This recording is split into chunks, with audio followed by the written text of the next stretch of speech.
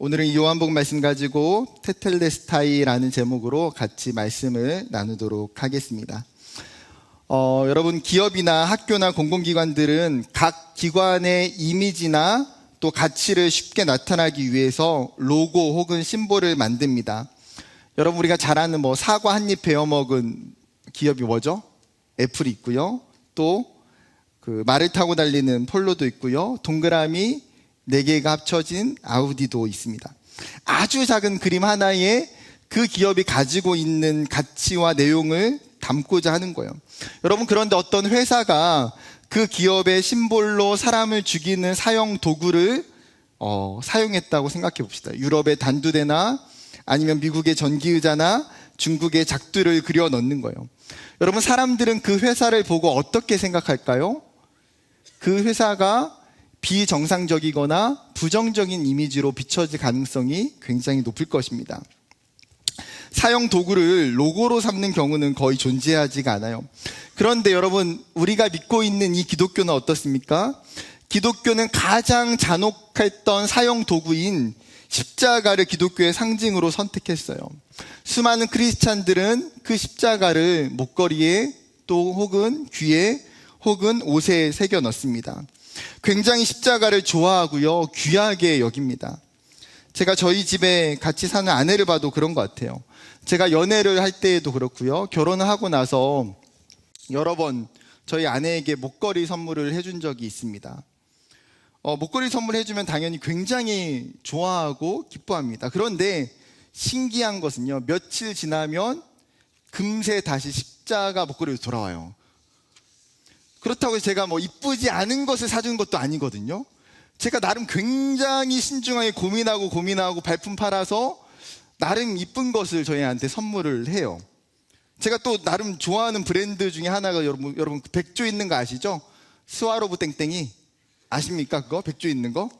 제가 몇 번 그 백조 이렇게 이쁘장한 백조 이렇게 저희 아내한테 선물해 준 적이 있어요. 그런데 제가 오랜 시간 끝에 깨닫게 된 진리가 무엇이냐면, 백조는 십자가를 이길 수 없구나. 다시 십자가로 돌아가요. 제가 그 깨달음 뒤에 저희 아내에게 목걸이 선물을 하지 않습니다. 어차피 해도 다시 십자가. 여러분, 이런 십자가로 된 물품들 뿐만 아니죠. 교회는 어떻습니까? 이 끔찍한 사형의 도구를 교회라는 건물의 가장 꼭대기 위에 올려놨어요. 심지어 어떤 교회는 어떻습니까? 그 교회당 간 가운데에 커다란 십자가를 새겨 놓았어요. 여러분, 믿지 않는 사람들이 볼 때에는 이해가 너무나 어려운 부분이에요. 무엇 때문에 기독교는 십자가를 저렇게 좋아할까? 왜 기독교는 십자가를 중요시 여기는가? 여러분의 역사를 조금 더 거슬러 생각해 볼 필요가 있습니다. 고대 페르시아인들은 극형의 죄인을 사형시키기 위해서 여러 가지 방법을 연구했어요. 돌로 쳐 죽이기, 익사, 화형, 기름에 삶기, 교살, 창살 등 안 써본 도구와 방법들이 없어요. 그리고 나서 그들이 연구했던 가장 잔인한 방법 중에 하나가 무엇이냐면 십자가였어요. 그 페르시아에서 만들었던 십자가의 처형 방법이 마게도냐의 알렉산더에게 넘어가고 카르타고를 거쳐서 로마인들에게도 전해지게 됩니다. 이런 십자가형은 로마에 반대하는 정치범이나 종교 선동자나 살인자나 노예나 해적들에게 주로 선고됐어요. 로마의 시민들에게 있어서는요, 명백한 반역이 아니면 절대 십자가 처형을 하지 않았습니다.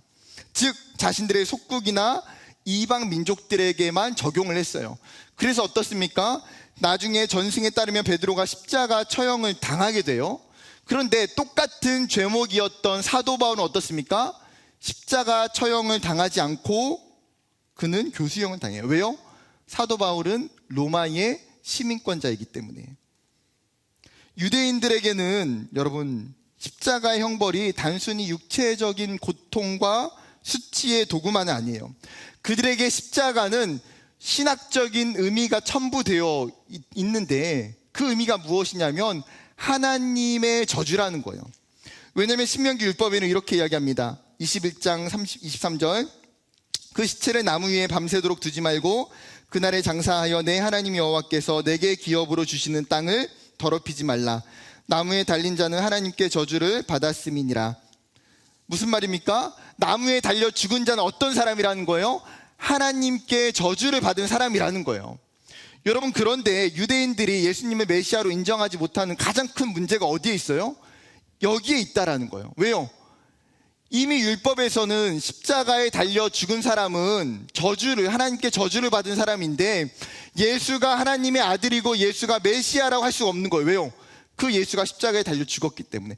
만약에 예수가 오히려 십자가에 달려 죽지 않고 교수형이나 다른 방법으로 죽었다면 오히려 예수님에 대한 반감은 유대인들에게 덜했을지도 모르겠어요. 여러분, 사도 바울이 고린도전서에서 어떤 이야기를 합니까? 1장 23절에 이렇게 이야기해요. 우리는 십자가에 못 박힌 그리스도를 전하니 유대인에게는 거리끼는 것이요 이방인에게는 미련한 것이로되. 지금 사람들에게 복음을 전해요. 그 복음의 내용이 무엇입니까? 예수가 우리를 위해서 십자가에 달려 죽으셨다라는 그 내용이에요. 그런데 십자가에 예수를 전할 때 유대인들의 반응이 어때요? 그들에게는 이것이 굉장히 복음의 걸림돌이고 시험거리가 된다라는 거예요. 반대로 이방인들에게는 이것이 너무나 어리석은 이야기라는 거예요. 왜요? 메시아가 어떻게 십자가에서 죽을 수가 있냐는 거죠.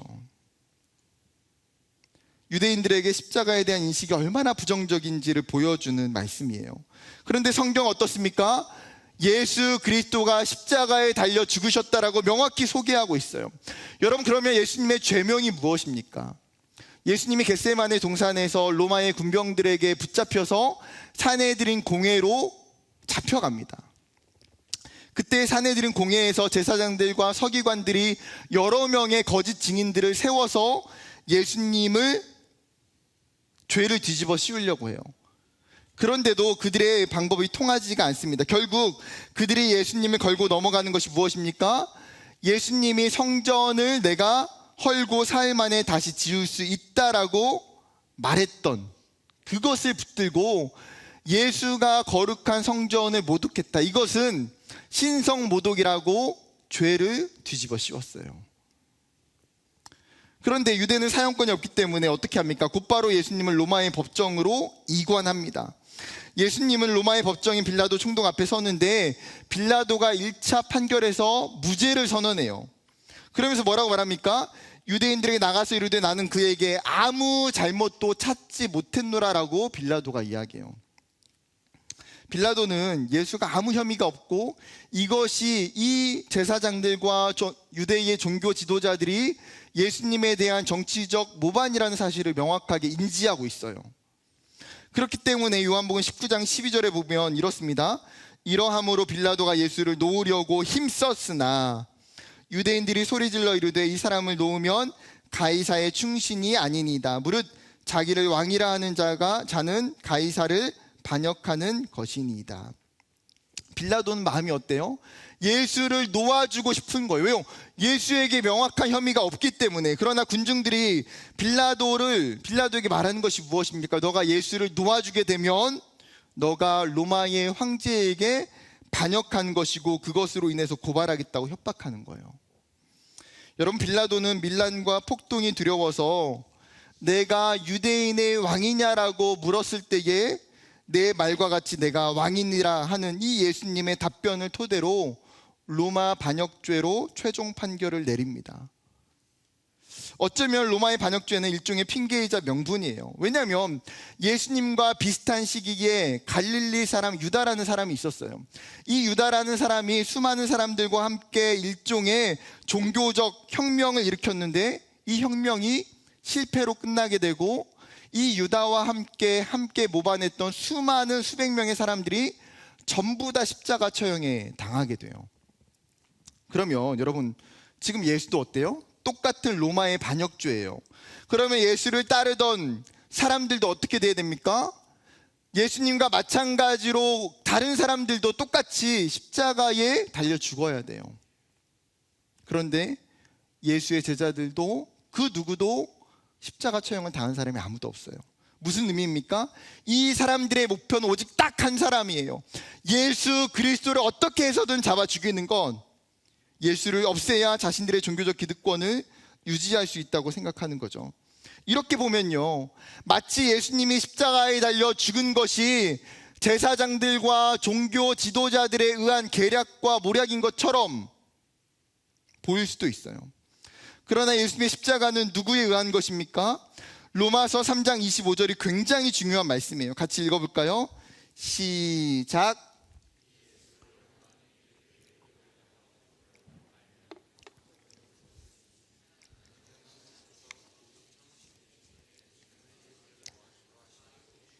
자기의 의로우심을 나타내려 하심이니라.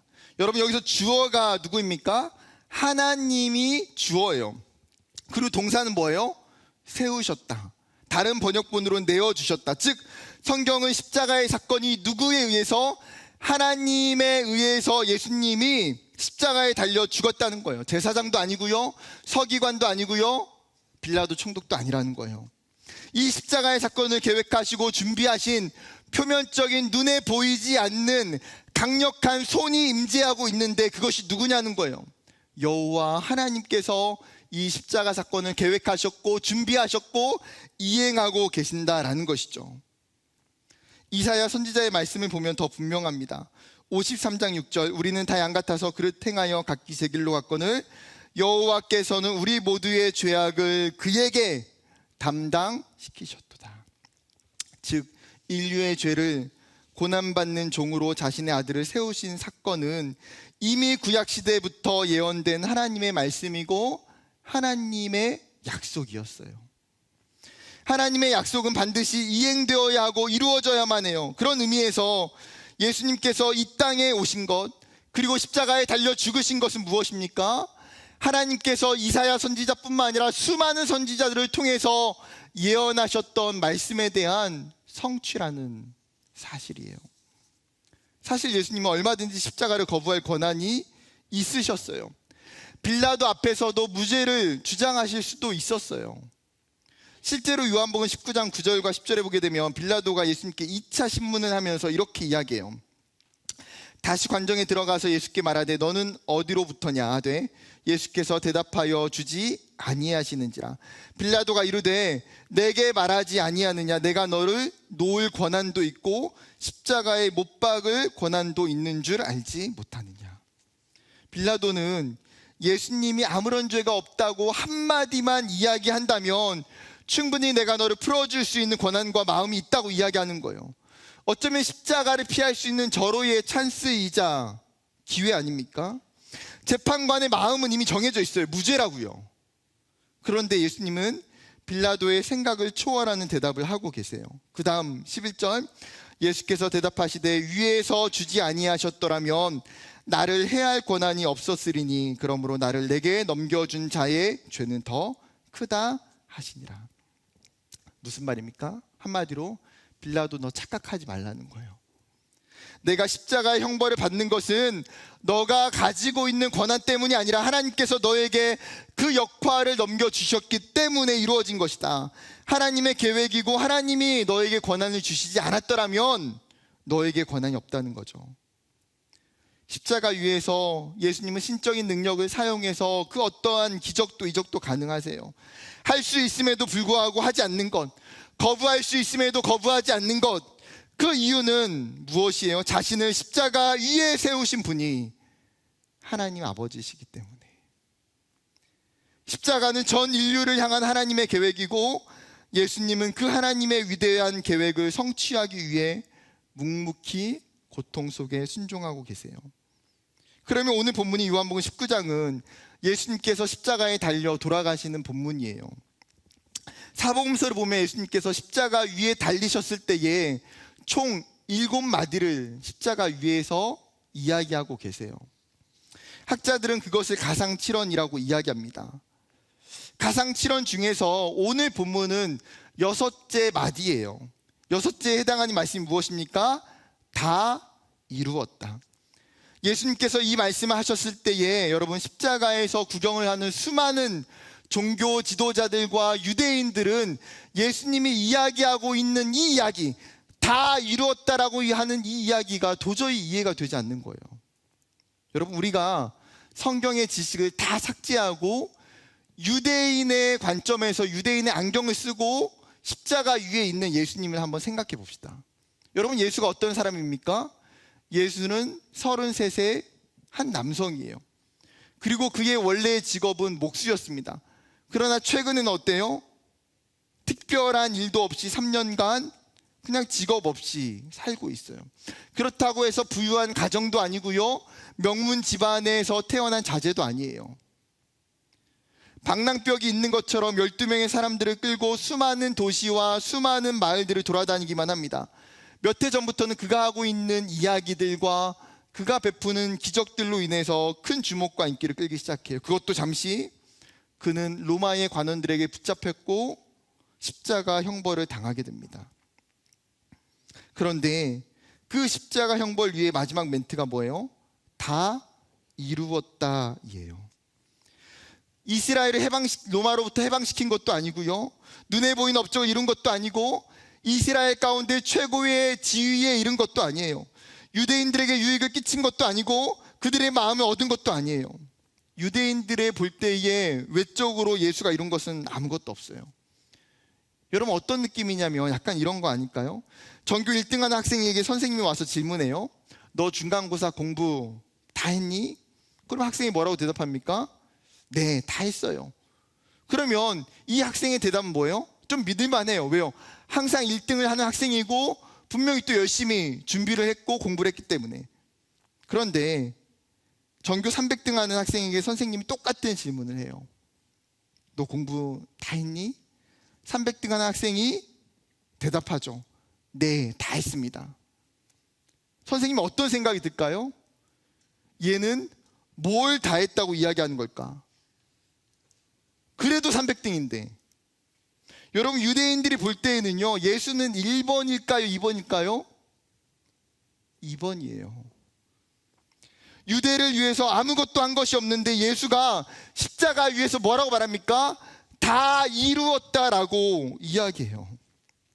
여러분, 이 멘트는 어쩌면 인생의 성공자가, 전쟁의 정복자가 할 수 있는 선언이지, 십자가에서 처형받고 있는 사형수가 할 수 있는 멘트는 아니에요.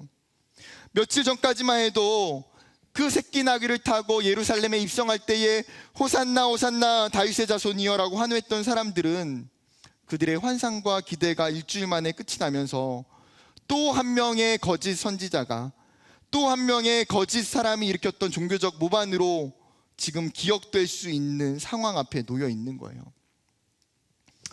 예수님은 하나님의 놀라운 계획을 알지 못하고 보지 못하고 있는 이 유대인들에게 지금 분명하게 선포하시는 거예요.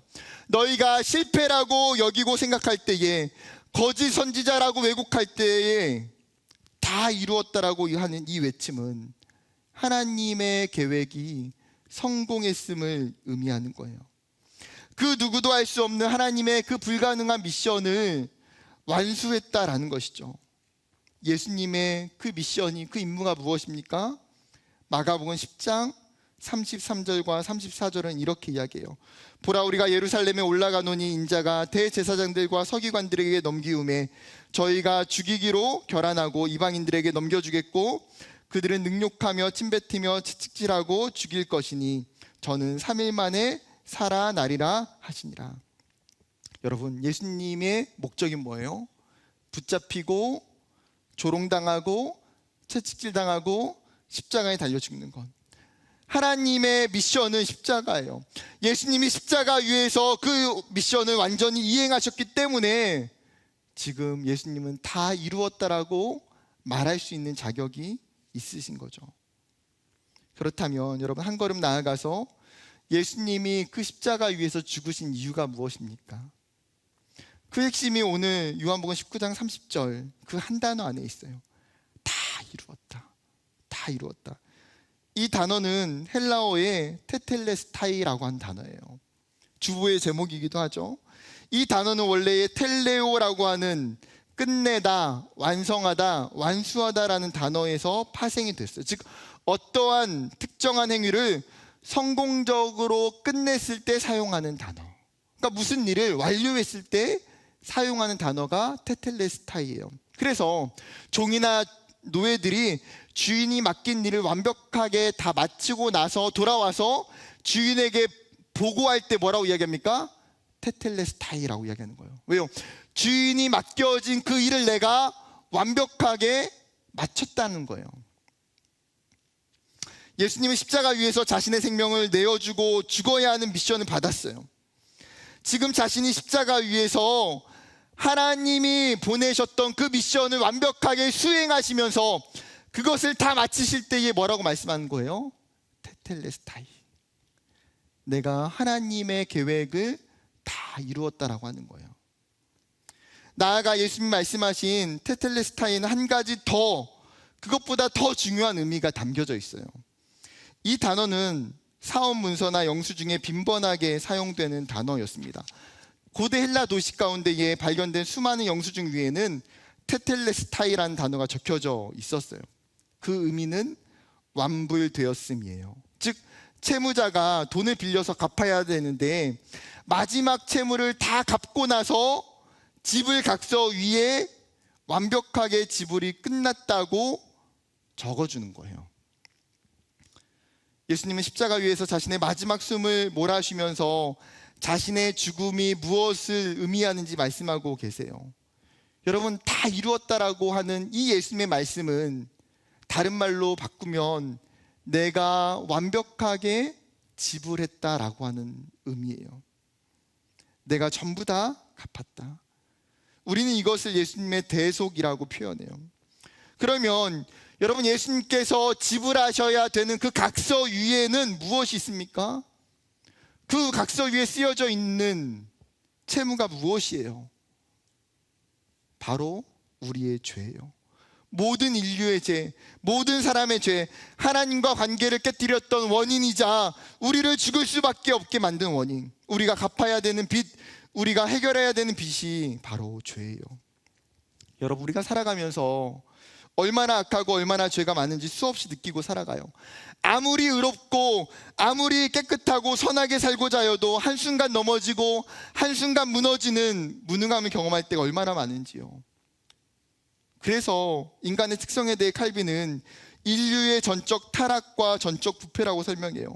최초의 인간이었던 그 아담과 하와가 하나님께 불순종하여 범죄한 이후에 세상에 죄가 들어왔고 모든 인류와 인간에게는 죄 아래 거하고 있다는 거예요. 그 죄의 영향 속에 있는 사람은 하나님을 기쁘시게 할 어떤 선한 행위와 능력이 없다라는 거죠. 영적으로 완벽하게 무능하기 때문에. 로마서 33장 23절에는 이 사실을 명확하게 이야기합니다. 모든 사람이 죄를 범하였음에 하나님의 영광에 이르지 못하더니. 여러분, 우리가 교회 안에 있다고 해서 우리가 세상 사람들처럼 죄를 짓지 않는 건 아니에요. 우리가 세상에 있는 사람들보다 죄의 부피가 적다고 해서 죄가 없어지는 것도 아니에요. 하나님 앞에서 우리 모두는 동일한 죄인이기 때문에. 그런데 더 중요한 문제는 무엇입니까? 우리에게 있는 그 죄의 문제를 해결할 수 있는 능력과 방법이 우리에게 없다는 거예요. 마음은 얼마나 많습니까? 내 죄를 해결하고 싶고 내 죄를 깨끗해 하고 싶은 마음들이 우리 가운데 얼마나 많이 있어요. 그런데 그것이 우리 가운데 불가능하다는 거예요. 하나님과의 깨어진 관계를 회복할 능력이, 죄인된 우리의 존재를 의롭게 바꿀 수 있는 방법이 그 어디에도 없다는 거예요. 여러분, 하나님은 구약시대에 죄를 해결하는 방법으로 제사라고 하는 제도를 허락해 주셨어요. 내가 죄를 지었을 때에 그 죄를 용서함 받기 위해서 흠없는 소나 양이나 염소를 잡아서 제사를 드리는 것, 제물이 되는 그 동물이 나를 대신하여 피 흘려 죽음을 통해서 나의 죄가 용서받는 것이 희생제사의 원리예요. 그러나 여러분, 이러한 희생제사는 우리의 완전한 죄를 깨끗하게 하지 못한다는 거예요. 반복적으로 끊임없이 제사를 드려야 되고 또 드려야 했다는 거예요. 그런데 예수님께서 우리를 위해서 친히 십자가의 제물이 되어 주셨어요. 반복적인 제사가 아니라 한 번의 의로운 제사를 통해서 우리의 죄를 깨끗하게 하기 위해 십자가에 달려 죽으셨어요. 유대인은 예수님의 십자가가 자신들의 죄를 사하기 위한 희생 제사인 것을 깨닫지 못하는 거예요. 그런데 로마서 3장 25절에 사도 바울은 뭐라고 이야기합니까? 십자가의 그 예수가 나의 화목제물임을 그는 정확하게 깨닫고 고백하고 있어요. 사랑하는 여러분, 여러분은 십자가의 그 의미와 목적을 정확하게 깨닫고 있습니까? 그렇다면 십자가에 달려 죽으신 예수님의 희생이 나의 죄임을 정확하게 고백할 수 있어야 돼요. 십자가를 통해서 우리가 바라봐야 되는 것이 무엇입니까? 나의 죄예요, 나의 죄. 여러분, 우리의 죄가 없었다면 예수님이 이 땅에 내려오실 필요도 없었어요. 우리의 죄가 아니었다면 예수님이 이 땅에 내려오셔서 십자가에 죽으실 이유도 없었어요. 내가 달려야 되는 십자가에 예수님께서 대신 달리기 위해서 이 땅에 내려오셨다는 거예요. 나아가 예수님께서 나의 죄의 영수증 위에 오늘 선포하셨던 것처럼 테텔레스타이, 완전히 지불되었다고 적어주셨어요. 여러분의 영혼 가운데에 예수님이 이 한마디를 깊이 깊이 적어주고 계시는 거예요. 너가 죄인이냐? 그래, 너가 죄인이야. 그렇지만 내가 너를 위해서 십자가에 죽었고 테텔레스타이, 내가 너를 위해서 완벽하게 지불하였다고 예수님 우리 가운데에 선언하고 계세요. 사랑하는 여러분, 그 예수님의 십자가를 믿는다는 것은 예수님께서 죄인인 나를 구원해 주셨고 죄에서 건져 주셨음을 믿는 거예요. 우리가 예수님의 십자가를 묵상하면서 죄인이었던 나의 존재됨과 그리고 죄에서 구원받은 나의 존재됨, 이 두 가지 사실을요 명확하게 깨달아야 돼요. 이 고난주간을 보내면서 여러분, 우리가 이 분명한 깨달음이 있기를 주님의 이름으로 축복합니다. 마지막 이 십자가의 사건이 우리에게 알려주는 중요한 메시지가 있어요. 그것은 무엇일까요? 그것은 예수님의 사랑이에요. 나를 향한 사랑, 예수님의 그 강력한 사랑이 바로 십자가예요. 히브리서 12장 2절에는요 이렇게 이야기합니다. 믿음의 주요 또 온전케 하시는 이인 예수를 바라보자. 그는 그의 앞에 있는 기쁨을 위하여 십자가를 참으사 부끄러움을 개의치 아니하시더니 하나님 보좌 우편에 앉으셨느니라. 사도 바울이 뭐라고 이야기합니까? 우리의 믿음의 대상인 예수를 설명하면서 그는 말할 수 없는 고통의 형벌인 십자가를 참으셨다는 거예요. 죽음의 고통을 참으셨어요. 심지어 십자가 위에 수많은 수치와 조롱과 부끄러움조차 개의치 않으셨다는 거예요. 왜요? 그 앞에 있는 기쁨을 위해서. 그 기쁨은 어떤 기쁨입니까? 십자가를 통해서 수많은 사람들에게 임하게 되는 구원의 기쁨이에요. 그 기쁨은 하나님과 인간에게 깨어졌던 그 관계가 회복되는 기쁨이에요. 그 기쁨은 죽었던 자들이 살아나는 기쁨이에요. 예수님은 우리를 너무나 사랑하시기 때문에 이 기쁨을 위하여 사랑 때문에 뭐예요? 참으셨다는 거예요. 고통스럽지 않은 것이 아니라, 피하고 싶지 않은 것이 아니라, 아프지 않은 것이 아니라 참으셨다는 거예요. 나아가 로마서 5장 8절은 이렇게 이야기해요. 우리가 아직 죄인 되었을 때에 그리스도께서 우리를 위하여 죽으심으로 하나님께서 우리에 대한 자기의 사랑을 확증하셨느니라. 여러분, 우리의 상태가 어떤 상태냐면 아직 죄인 되었을 때에, 여러분, 우리가 의로워서, 우리가 선을 행해서, 우리가 예수님을 잘 믿었기 때문에 예수님 우리를 위해서 십자가에 달려 죽으신 게 아니에요. 우리가 아직 죄인 되어 있을 때에, 여전히 죄인이고 여전히 악하고 여전히 의로움이 우리에게 없었을 그때에 예수님은 우리를 위해서 죽어주셨어요. 무엇을 드러내기 위해서요? 하나님께서 우리를 얼마나 사랑하시는지, 그리고 그 십자가를 통해서 자신의 사랑을 확증하셨대요. 여러분, 확증이 무엇입니까? 증명하신 거예요. 내가 너를 얼마나 사랑하는지 입증하셨다는 거예요. 여러분, 그렇기 때문에 이 십자가를 보는 사람은 하나님 앞에서, 하나님, 정말 하나님 저를 사랑하십니까? 하나님 정말 저를 향한 계획이 있으십니까? 하나님 정말 저에게 관심이 있나요?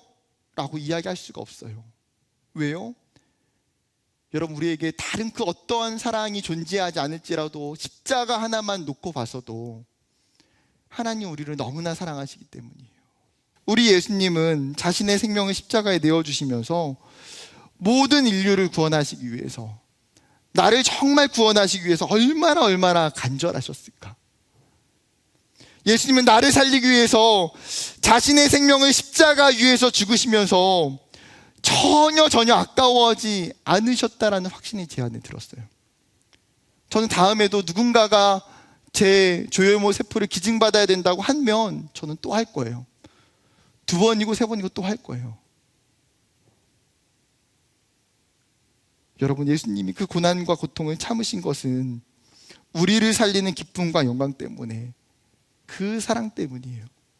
사랑하는 여러분, 예수님의 십자가는 여러분 다른 사람의 이야기가 아니에요. 지금 이 시대를 살고 있는 여러분 한 사람 한 사람을 위해서 예수님이 2000년 전에 십자가에 달려 죽으셨어요. 예수님의 말할 수 없는 사랑이, 그 십자가의 은혜가 여러분에게 정말 깊이 있었으면 좋겠어요. 말씀을 마치려고 합니다. 내일부터 한 주간 고난주간을 보내게 됩니다. 여러분, 고난주간의 핵심은 고난이 아니에요. 고난주간의 핵심은 무엇입니까? 그 이면에 있는 예수님의 사랑이에요. 예수님이 왜 참으셨어요? 여러분, 예수님이 왜 고난받으셨어요? 여러분을 사랑하시기 때문에. 그 십자가의 사랑을 믿는 것이 여러분 복음이에요. 그 십자가의 그 은혜를 깨닫는 것이 믿음이에요. 여러분, 기독교의 신앙과 복음은 예수 그리스도의 십자가를 온전히 붙드는 것에 있음을 여러분 기억하기를 소망합니다. 새벽에 여러분 기도의 자리에 나와서 이 믿음을 구하며 기도했으면 좋겠고, 개인의 자리에서 십자가의 말씀을 묵상하고 기도하는 한 주가 되기를 주님의 이름으로 축복합니다.